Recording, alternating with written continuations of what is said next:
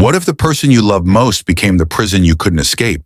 Chelsea never thought it would happen to her, but love has a way of blinding us to the bars being built round our hearts, one cruel word at a time.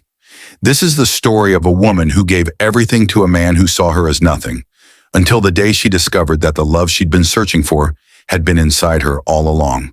But before we get to the moment she walked away, we need to go back to the beginning, to the woman she was before the world tried to break her. Chelsea grew up in a neighborhood where dreams were luxuries most people couldn't afford, the kind of place where the street lights flickered more than they shone, where corner stores knew your name and your mother's name, and where hope was something you had to fight for every single day. Her mother, a woman with hands worn from years of cleaning other people's homes, raised Chelsea with one unshakable belief: that kindness was not weakness, that loyalty was sacred, and that love, real love, was worth waiting for. Chelsea absorbed those lessons like gospel. She believed in love the way some people believe in miracles, with a faith so pure it made her vulnerable to those who would take advantage of it. She worked multiple jobs to make ends meet, her days a blur of coffee-stained aprons and aching feet, but she never complained. She smiled at strangers, remembered regulars' orders at the cafe where she worked, and carried herself with a grace that made people feel seen. Chelsea had a light in her, a warmth that drew people in, and she gave it freely, never realizing that not everyone deserved it. Then came Henry. He walked into her life on an ordinary Tuesday, the kind of day that feels like every other until it becomes the day that changes everything. He was charming in that effortless way some men are, the kind of charm that feels like sunlight after a storm. He noticed her. He listened when she spoke. He made her laugh in a way that felt like coming home. For the first time in her life, Chelsea felt like someone saw her, not just the girl behind the counter, not just the woman working 3 jobs to survive, but her, the woman with dreams she'd tucked away because dreaming felt dangerous when you were just trying to get by. Henry made promises that sounded like poetry. He talked about their future like it was already written, like they were inevitable. He told her she was beautiful, that she was special, that she deserved the world. And Chelsea, who had spent her whole life giving and never asking for anything in return, believed him. She let herself fall, and for a while it felt like flying. But love, real love, doesn't demand you shrink to fit into someone else's idea of who you should be. And slowly, so slowly she didn't even notice at first, Henry began to change. The man who once hung on her every word started interrupting her. The man who called her beautiful started pointing out her flaws. The man who promised her the world started making her feel like she was lucky he even stayed. It started small. A comment here, a criticism there. Why do you always talk so much? You're being too sensitive. You wouldn't understand. It's complicated. Each word was a tiny cut, so small she convinced herself it didn't hurt. But cuts have a way of adding up, and before long, Chelsea was bleeding in ways no one could see. Henry began to control her in ways that felt like care at first. He didn't want her going out with friends because he missed her. He didn't like the way other men looked at her, so he asked her to dress differently. He questioned her decisions, her choices, her thoughts, until she started questioning them too. And the worst part, Chelsea blamed herself. She thought if she just tried harder, if she just loved him better, if she just became the woman he wanted her to be, everything would go back to the way it was in the beginning. But the beginning was a lie, and the man she fell in love with was a mask Henry wore until he didn't need to anymore. The breaking point came on a night that started like any other. Chelsea had worked a double shift, her feet screaming, her body exhausted, but she came home with a smile because she'd picked up Henry's favorite takeout. She thought maybe, just maybe, tonight would be different. Maybe tonight he'd see her again the way he used to. But when she walked through the door, Henry barely looked up from his phone. She set the food on the table, her hands trembling with the effort it took to keep pretending everything was okay. "I got your favorite," she said softly, her voice barely above a whisper. Henry glanced at the bag, then at her, and the look in his eyes was colder than anything she'd ever seen. "You really think some cheap takeout is going to fix how pathetic you are?"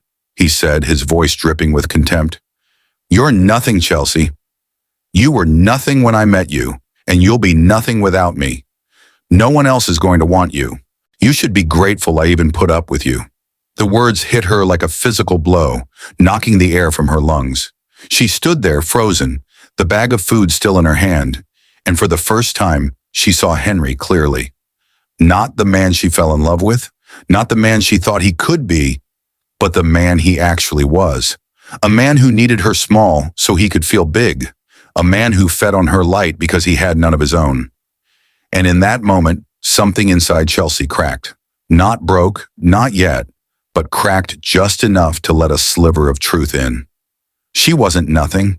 She had never been nothing. But if she stayed, if she kept letting him tell her who she was, she would become the ghost of the woman she used to be. That night, Chelsea lay awake in bed, Henry's words echoing in her mind, and she made a decision. Not to leave, not yet. She wasn't ready for that, but to start paying attention. To start noticing the way he spoke to her, the way he made her feel, the way her own voice had become smaller and smaller until she barely recognized it. She started to see the prison she'd been living in, the bars made of his words, his control, his cruelty, and she started to wonder, for the first time, if there was a way out. But leaving isn't as simple as walking through a door. Leaving means facing the fear that maybe he's right, that maybe you are nothing without him. Leaving means stepping into the unknown with no guarantee that things will get better. Leaving means choosing yourself when you've spent so long believing you don't deserve to be chosen. Chelsea wasn't there yet, but the seed had been planted, and seeds, even in the darkest soil, have a way of growing toward the light. If you're watching this and you've ever felt trapped by someone who claimed to love you, hit that subscribe button right now, because Chelsea's story is just beginning, and what happens next will remind you that you are never too far gone to find your way back to yourself. This channel is dedicated to stories that matter, stories that heal, stories that remind us we are stronger than we think. So subscribe, turn on notifications, and let's walk this journey together. But here's the question I need you to think about as we move into story. How long would you stay in a relationship that was slowly killing your spirit? How many cruel words would it take before you realize that love should never make you feel like you're drowning? Drop your thoughts in the comments, because Chelsea's about to meet someone who will change everything.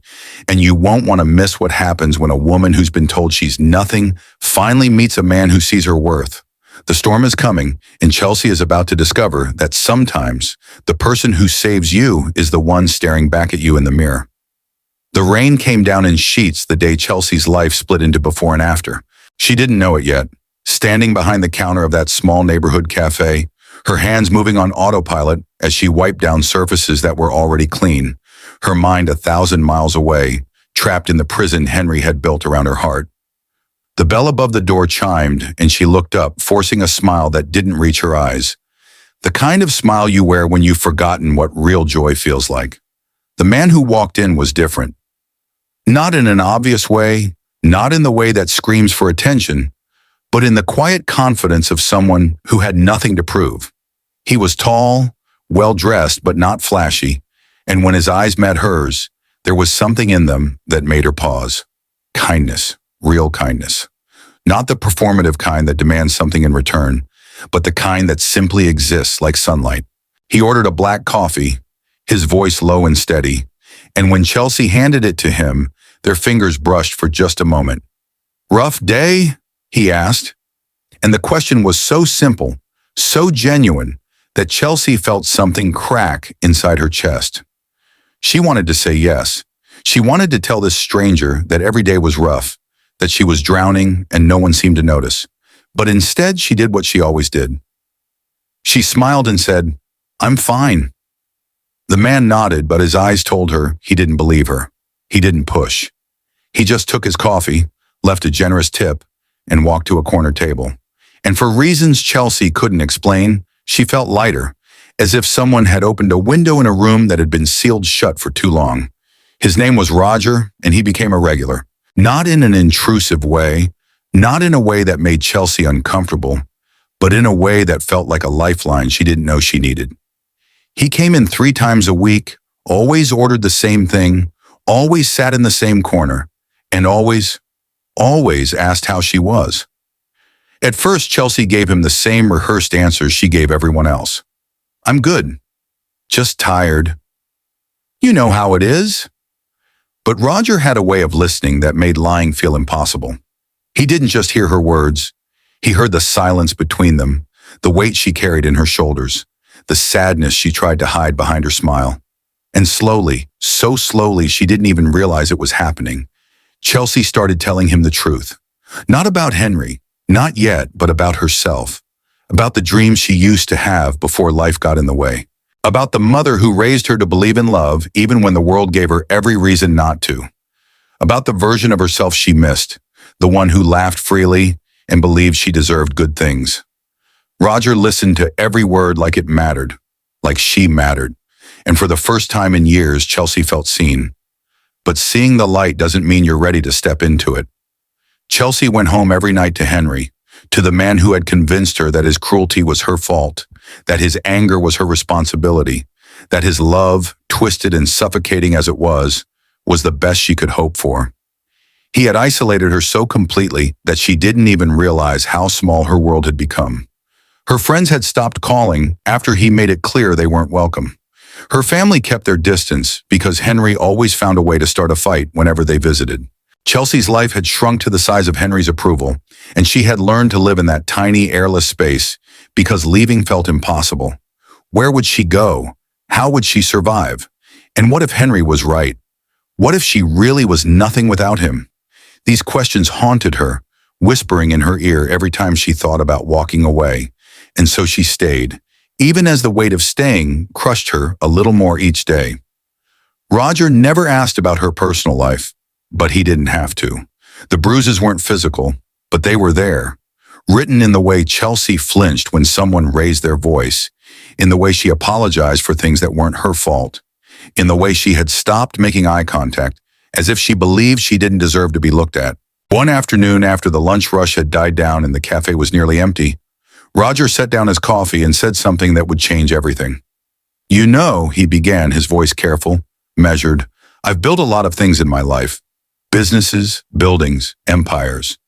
But the hardest thing I ever had to build was the courage to walk away from something that was destroying me." Chelsea's hand stilled on the rag she'd been using to wipe the counter.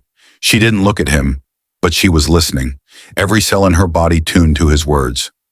"People think strength is about enduring," Roger continued, "about holding on no matter what. But sometimes the strongest thing you can do is let go. Sometimes survival means knowing when to save yourself." Chelsea's throat tightened, tears burning behind her eyes, but she blinked them back. "What if you're not strong enough?" she whispered, her voice so quiet it was almost swallowed by the hum of the espresso machine. Roger leaned forward, his gaze steady and unwavering. "Then you start small. One step, one breath, one moment of choosing yourself. Strength isn't something you find, Chelsea. It's something you build, and you're stronger than you think." That night, Chelsea lay in bed next to Henry, his back turned to her, his breathing heavy with sleep, and she thought about Roger's words, one step, one breath, one moment.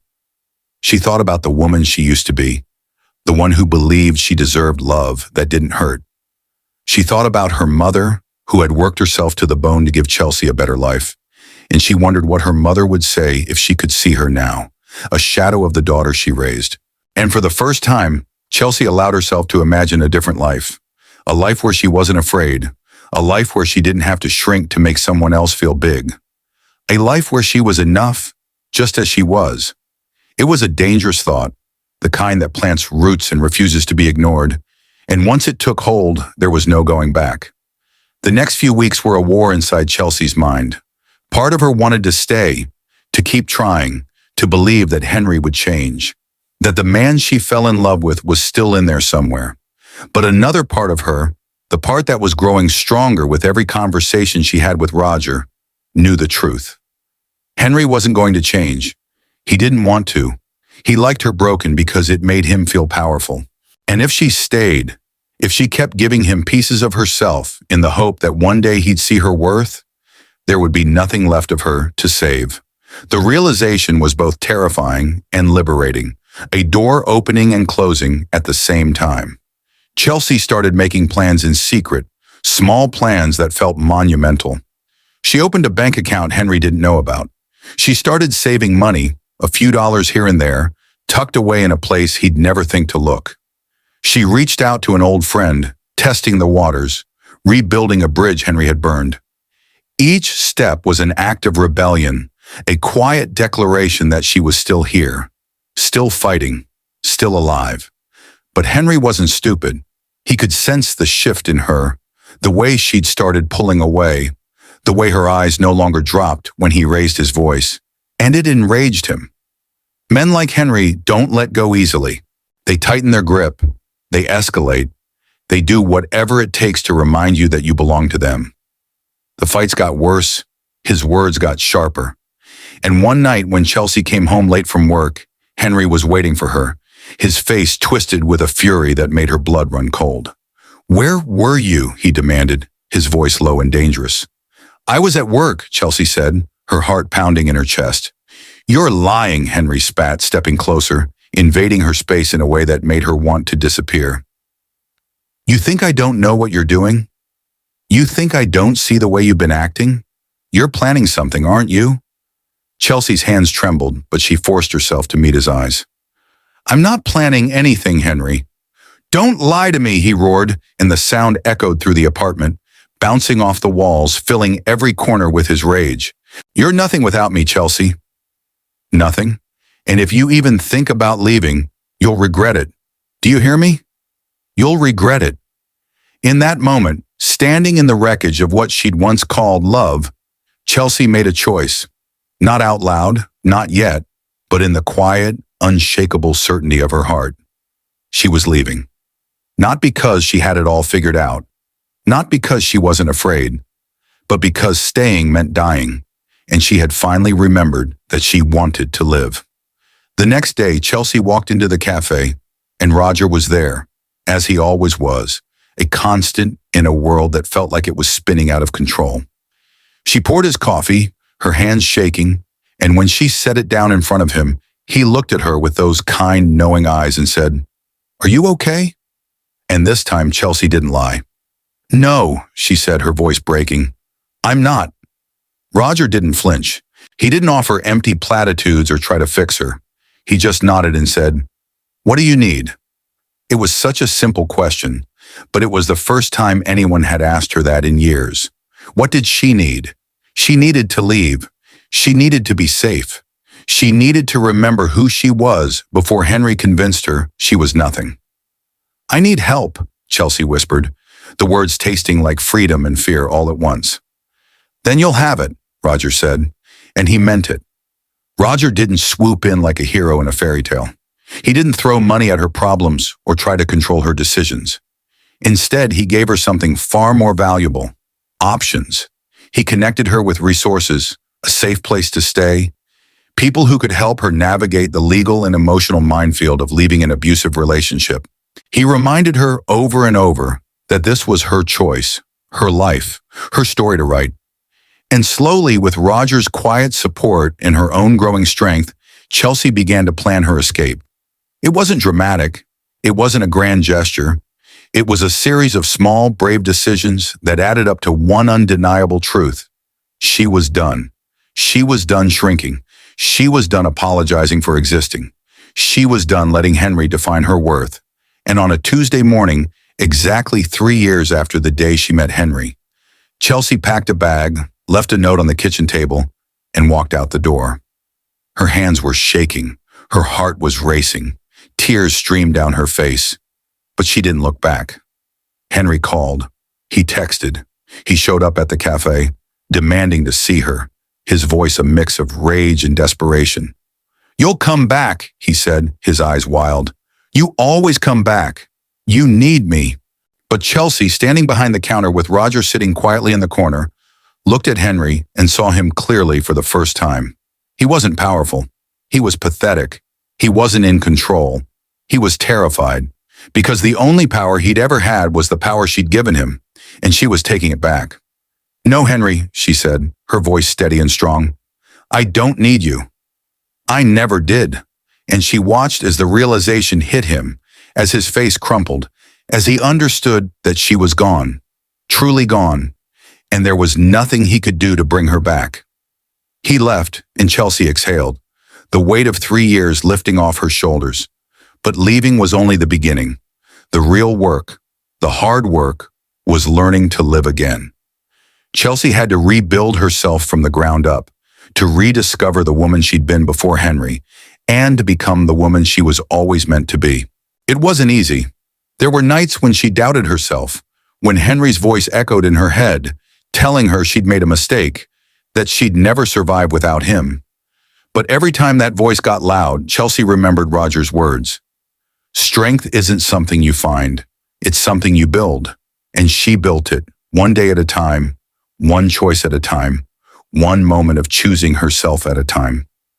Roger was there, not as a savior, but as a friend, a steady presence who reminded her that she was worthy of love that didn't hurt. And somewhere along the way, as Chelsea healed and grew and remembered who she was, friendship turned into something more. Not because she needed him, but because she wanted him. Not because he completed her, but because he complimented her. And that made all the difference. So here's the question that will carry us into the final act. What happens when the man who thought you were nothing sees you thriving without him? What happens when the woman who was told she'd never survive stands tall, confident, and loved in a way she never thought possible? Henry's about to find out. And what comes next will prove that the greatest revenge isn't cruelty. It's becoming so whole, so healed, so undeniably yourself that the person who tried to break you realizes they never had the power they thought they did. Chelsea's transformation is complete, but the story isn't over. Stay with me, because what happens when she faces Henry one last time will remind you that the best way to win is to refuse to play the game. And if you're invested in seeing how this ends, how Chelsea reclaims every piece of herself and steps into the love she always deserved, then you need to be subscribed to this channel, because the final act is going to leave you breathless. 6 months. That's how long it had been since Chelsea walked out of Henry's apartment and into a life she was building with her own 2 hands. 6 months of therapy sessions where she learned to untangle his voice from her own. 6 months of quiet mornings where she woke up without dread sitting on her chest. 6 months of rediscovering the woman she'd buried to survive a love that was never love at all. And in those 6 months, something remarkable happened. Chelsea didn't just survive, she thrived. She got a better job, one that paid her what she was worth. She reconnected with friends who reminded her what real support looked like. She started painting again, something she'd abandoned years ago because Henry said it was a waste of time. And she fell in love, not with the desperate, clinging kind of love that had nearly destroyed her, but with a love that felt like coming home to herself. Roger had been there through it all, not as her savior, but as her partner, her equal, someone who saw her strength even when she couldn't see it herself. But here's the question that hung in the air like smoke. What happens when the past you've worked so hard to escape shows up at your door, demanding to be acknowledged? It was a charity gala, one of those glittering events where the city's elite gathered to write checks and feel good about themselves. Roger had invited Chelsea as his date, and she'd said yes, not because she needed to prove anything to anyone, but because she wanted to. She wore a dress that made her feel powerful, deep emerald green that brought out the warmth in her skin. And when she looked at herself in the mirror, she saw someone she recognized. Not the broken woman Henry had tried to create, but the woman she'd always been underneath, the one who'd been waiting patiently for Chelsea to remember her. Roger picked her up in a car that probably cost more than most people's houses, but he opened the door for her himself, his eyes lighting up when he saw her. "You look incredible," he said. And the compliment didn't feel like a transaction, didn't come with strings attached or expectations she'd have to meet. It was just true, and she could receive it without flinching. "You don't look so bad yourself," Chelsea said, smiling, and she meant it.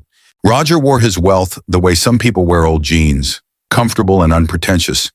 And it was one of the 1,000 things she loved about him. The gala was everything Chelsea expected: champagne and crystal flutes, conversations that danced around real issues, laughter that echoed off marble floors. But she didn't feel out of place the way she might have a year ago. She belonged here, not because of Roger's money or status, but because she'd finally learned that she belonged anywhere she chose to be. They moved through the crowd together, Roger's hand resting lightly on the small of her back, a touch that felt like safety rather than ownership. People gravitated toward Roger, drawn by his reputation and his generosity, and he introduced Chelsea with a pride that made her heart swell. Not as an accessory, not as arm candy, but as herself. "This is Chelsea," he'd say. "She's an incredible artist and one of the strongest people I know." And every time he said it, Chelsea stood a little taller, claimed a little more of the space she deserved. But fate has a cruel sense of timing, doesn't it? Because just when you think you've moved on, just when you think you've built a life so far removed from your past that it can't touch you anymore, the universe has a way of testing whether you've really healed or if you've just been hiding. Chelsea was laughing at something Roger said, her hand wrapped around a glass of champagne she'd barely touched, when she saw him.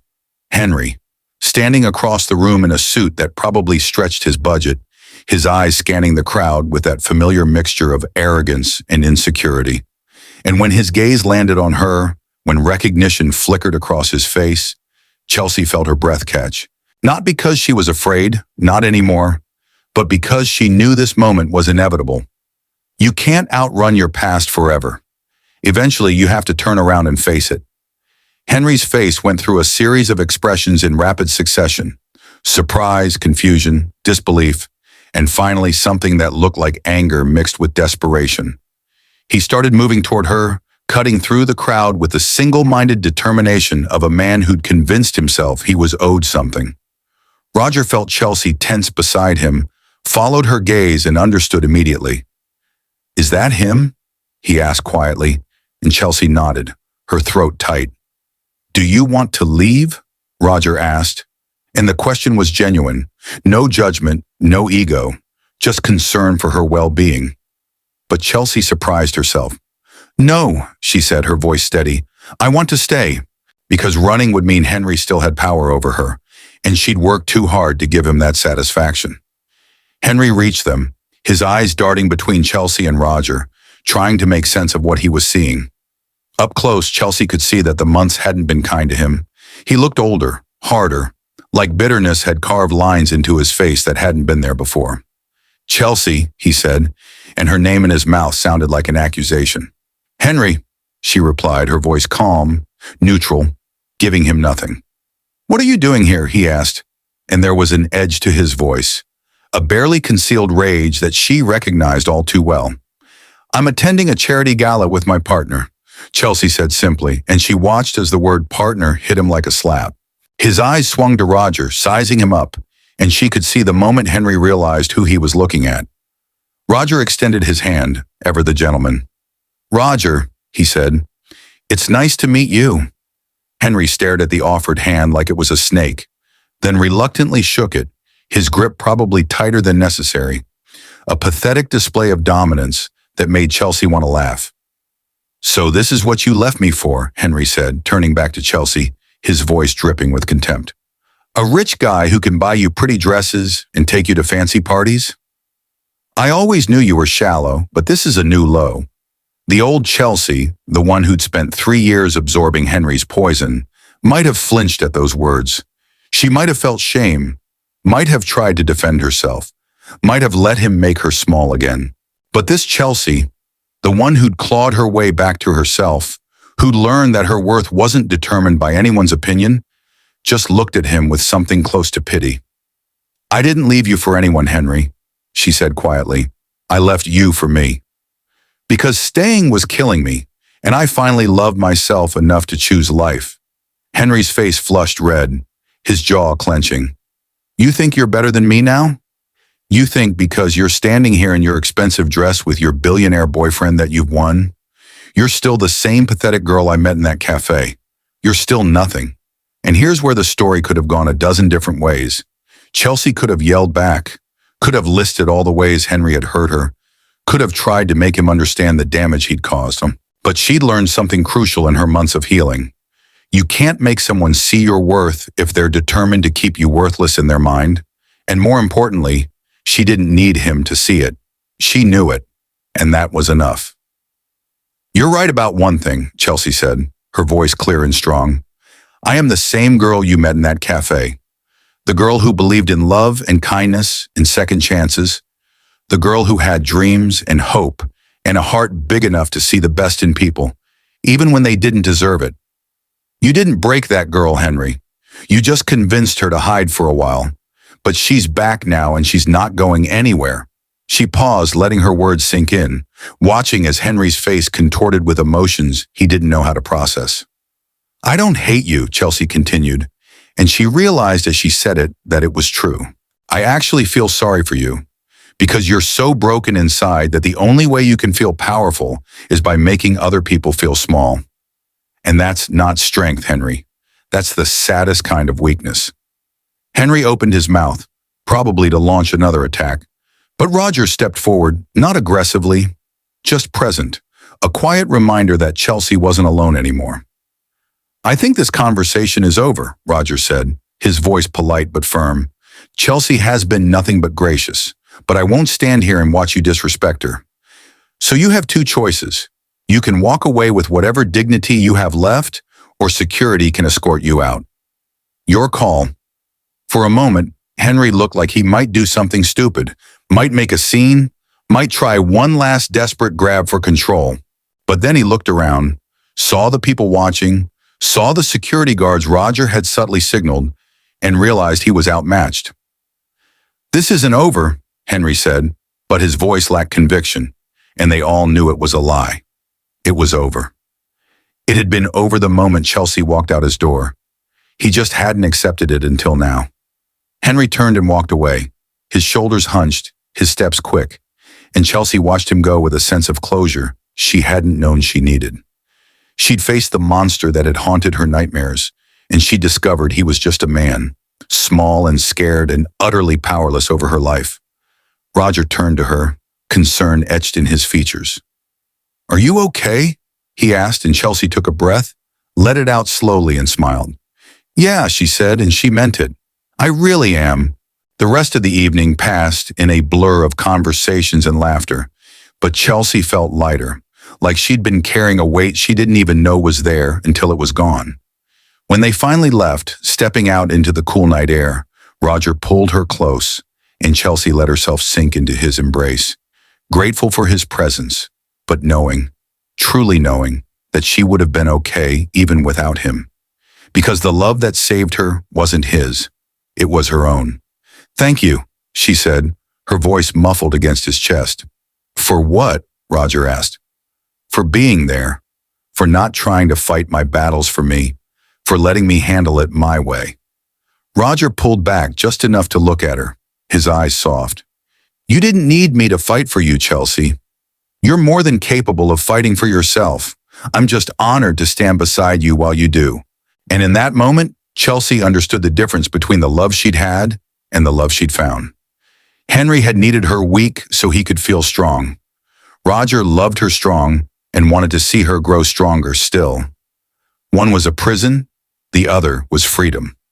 The weeks that followed were unremarkable in the best possible way. Chelsea continued building her life, continued painting, continued showing up for herself in all the ways she'd learned to. She didn't think about Henry much, and when she did, it was with the distant curiosity you might feel about a stranger, someone who'd once been part of your story, but no longer had a role to play. She heard through mutual acquaintances that Henry had tried to reach out a few times, had sent messages that she deleted without reading, had even shown up at the cafe once, but she'd been prepared. She'd told her manager about the situation, and Henry had been asked to leave before he even saw her. Some people never learn. Some people spend their whole lives trying to hold on to things that were never theirs to keep. But that wasn't Chelsea's problem anymore. She'd given Henry 3 years of her life. She wasn't giving him another second. One Saturday morning, Chelsea woke up in her own apartment, sunlight streaming through windows she'd decorated herself, and she lay there for a moment, just breathing, just being. She thought about the woman she'd been a year ago, trapped and terrified and convinced she had no way out. She thought about all the small, brave choices that had led her here, to this moment of peace.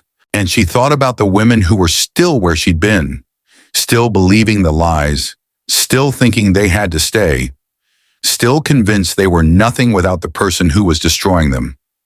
Chelsea got out of bed, made herself coffee, and sat down at her easel.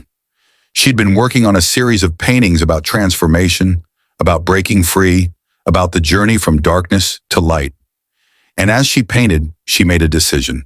She was going to share her story, not for revenge, not to shame Henry, but to reach the women who needed to hear that leaving was possible, that healing was possible, that they were so much more than what they'd been told. She started small, a blog post that she almost didn't publish, her finger hovering over the button for a full minute before she finally pressed it. She wrote about the warning signs she'd missed, about the way abuse doesn't always look like bruises, about the long, hard road to reclaiming yourself. And the response was overwhelming. Women reached out from all over, sharing their own stories, thanking her for her courage, telling her that her words had given them hope. Chelsea realized that her pain, all those years of suffering, hadn't been meaningless. She'd survived so she could help others survive. She'd found her way out so she could light the path for those still lost in the dark. And that gave her suffering a purpose she'd never expected. Roger supported her through it all, reading her posts, holding her when the memories got too heavy, celebrating with her when another woman reached out to say she'd finally left. But he never made it about him, never tried to center himself in her story. He understood that this was her journey, her healing, her triumph, and his role was simply to love her through it, to remind her on the hard days that she was making a difference, that her voice mattered, that she was exactly who she was meant to be. 6 months after the gala, Chelsea was invited to speak at a women's shelter to share her story with women who were in the process of leaving, who were scared and uncertain and desperately in need of hope. She almost said no. Public speaking terrified her, and the thought of standing in front of a room full of strangers and exposing her deepest wounds made her want to hide. But then she remembered the woman she'd been, sitting in that apartment with Henry's words echoing in her head, convinced she had nowhere to go. And she thought about what it would have meant to her to hear from someone who'd made it out, who'd survived, who'd built a life worth living on the other side of hell. So she said yes. The day of the talk, Chelsea stood backstage, her hands shaking, her heart pounding, and she almost ran.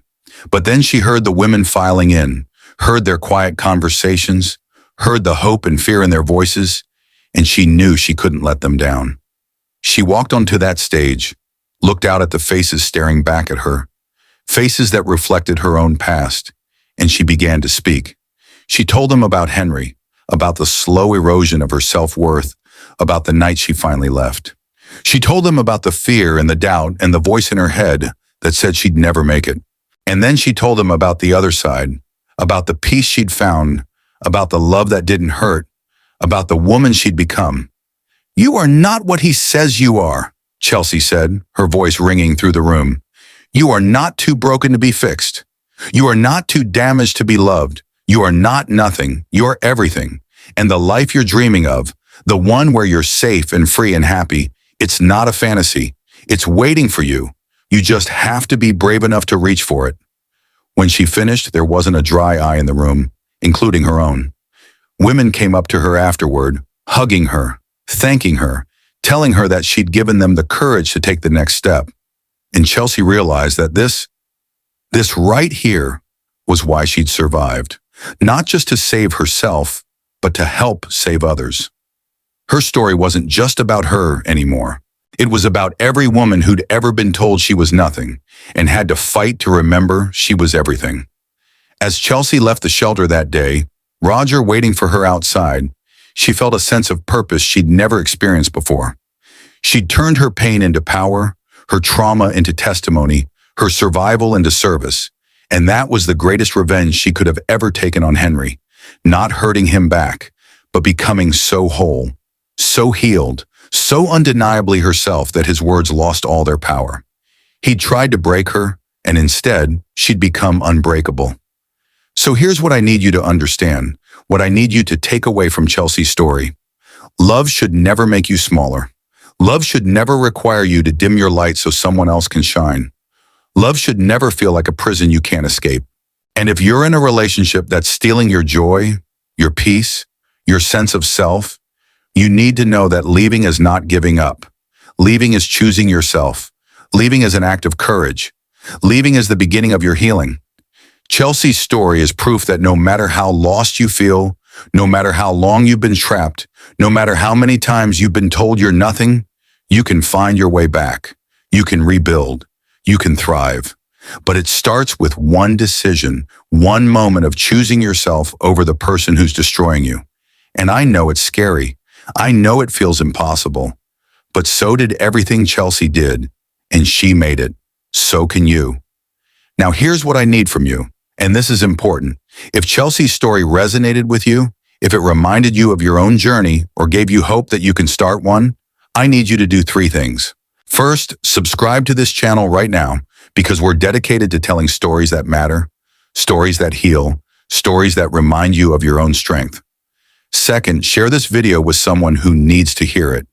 You might not know who that person is, but trust me, someone in your life is fighting a battle you can't see, and this story might be the lifeline they need. And third, drop a comment below. Tell me what Chelsea's story meant to you. Tell me about your own journey. Tell me if you're still in the fight or if you've made it to the other side. This community is built on shared experiences and mutual support, and your voice matters. Your story matters. You matter. So don't just watch and move on. Engage, connect. Be part of this movement of women and men who refuse to let their past define their future. Hit that subscribe button, smash the notification bell so you never miss a story, and let's continue building a community where everyone knows they're worthy of love that doesn't hurt. Chelsea found her way out. Now let's help others find theirs.